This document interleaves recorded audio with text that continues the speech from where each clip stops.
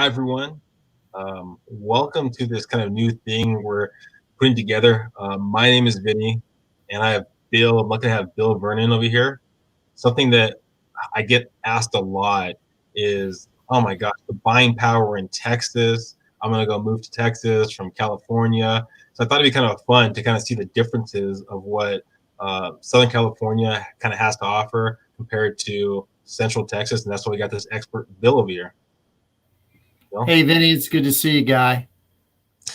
So let's just jump into it. So what's escrow? Okay, kind of walk me through a little bit of kind of what escrow is and what it consists of in Texas. Yeah, when we were talking about this earlier, and then when I'm dealing with my California clients, really usually what I'm having problems with is just terminology, the nomenclature or terminology of, for instance, you come to me and go, "Hey, Bill, we got this house and it's an escrow." I know what you're talking about. Hmm. What maybe our terminology is, for instance, I'll tell my California client, "You're under contract," and they're like, "What does that mean?" Hmm. Yeah. And so we have a title company that's a third party that we set aside, and they're going to handle the contract and yeah. So the it's just really terminology that I'm noticing. Once my client and I kind of get on those same pages, we're pretty cool. Yeah, so escrow is kind of a funky thing, at least in Southern California. Escrow is a timeline.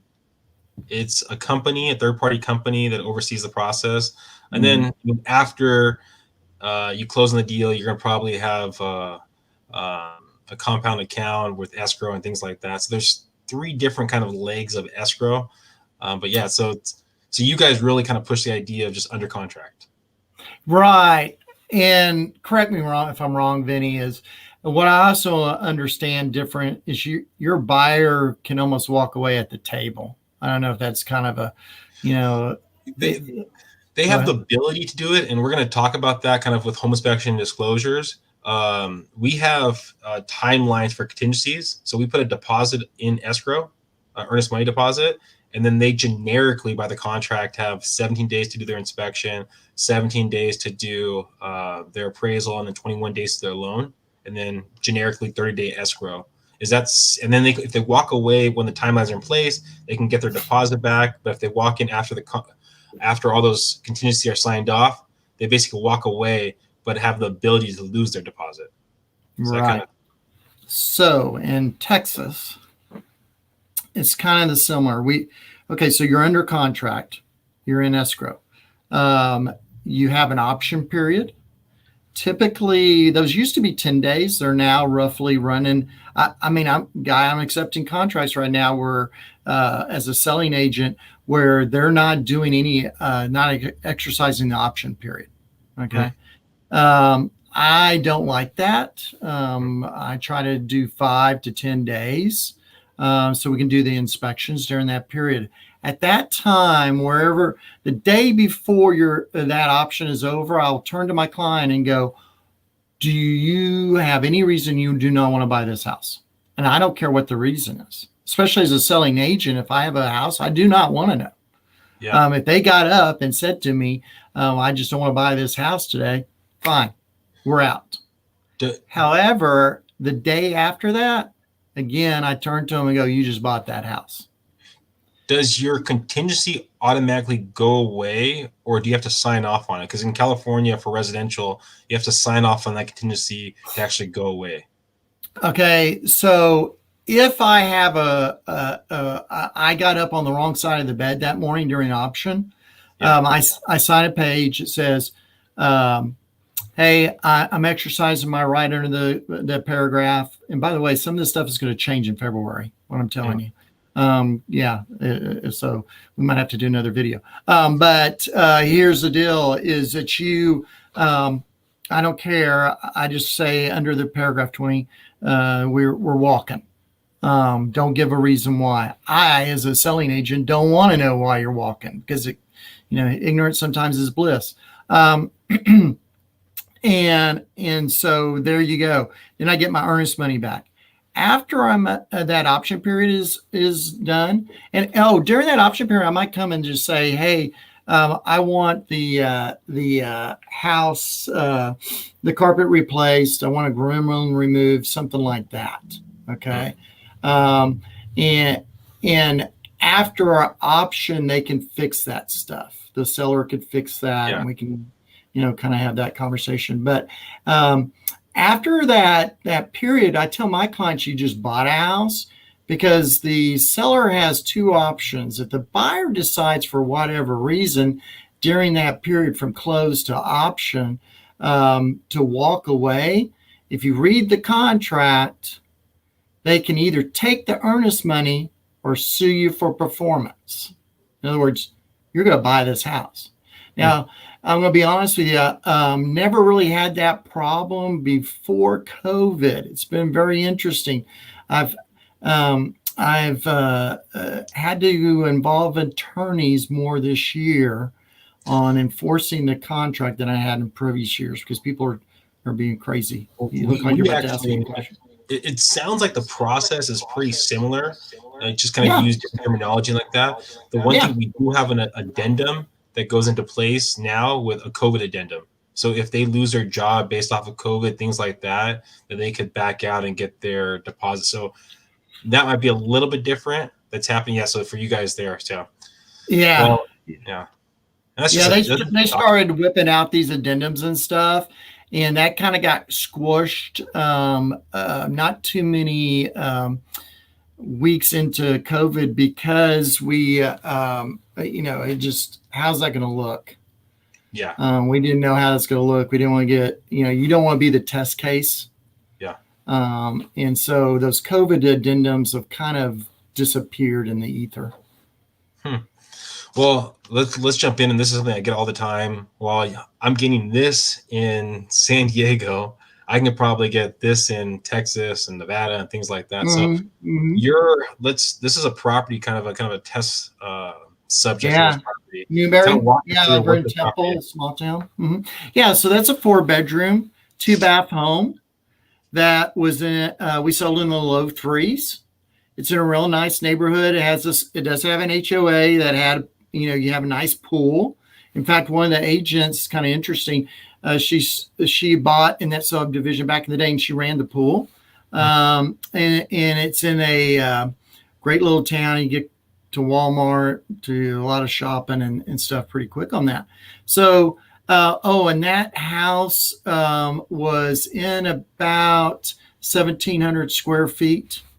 And so got a tree out there. It's probably about a 10-year-old house. They're still building in that area, but Newberry's been built out for a while.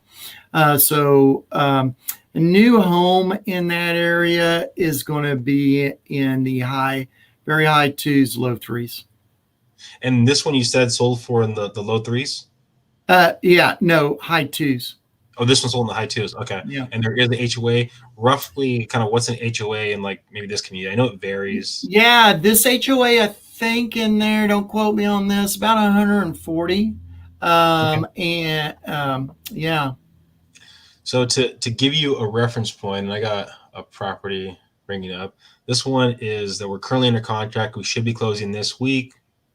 It's a 3-bedroom, 2-bath, around 1,300 square feet.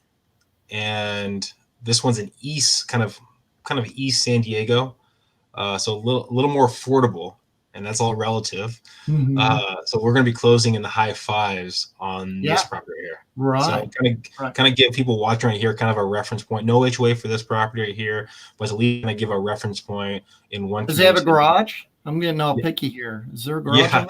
Yeah, it has a little garage to the side right there, and an access point to the backyard, a corner lot. No HOA. Okay. So to give kind of a reference point of where things sit. So let's jump in. I know we talked about it briefly, kind of about the home inspection and disclosures, right? Kind of walk me through, when do we get disclosures? Is that kind of in the early stages? How does that work? Yeah, so you can even the disclosures are supposed to be on the MLS at the time of the listing. So Okay. you can get that from now. I try to encourage my clients, let's fall in love with the house before I start giving you disclosures. Because first off, I don't want to kill a bunch of trees. Hmm. Though we do have a baby boomer, Vinnie, sorry. Don't want to kill a lot of trees. Also, don't, why are we wasting our time until you see it? So the disclosures, we got two in Texas. One that's required. It is required by the state. It's a legal requirement. One is the state. The state one is very brief, not a whole lot of information. Then there's one, the association that a lot of Texas realtors are 99.9% are involved in. It's not 8 pages, excuse me, not 9, 8 pages. However, there's been some, and I won't go in the long war story because we're doing a short video. That one is being contested, so a lot of agents do not want to mess with it. Then I will tell all my clients it ain't worth the paper it's written on. Okay, when I'm dealing with buyers. Then the home inspection, again, I give you that. Most of our home inspectors are regulated by the state.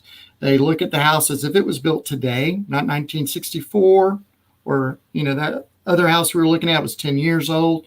Is going to have some issues because it's not up to code. They're looking at the house as if it was built in code today. That's another thing I noticed my California people kind of start freaking out about is when that inspection report comes out. I will sit there and go, the chances of that 1974 house electrical box to be in code is 0. Yeah. But it would cost you about $2,500, $3,000 to replace it. Do you think the seller's going to do that right now? And the answer is no.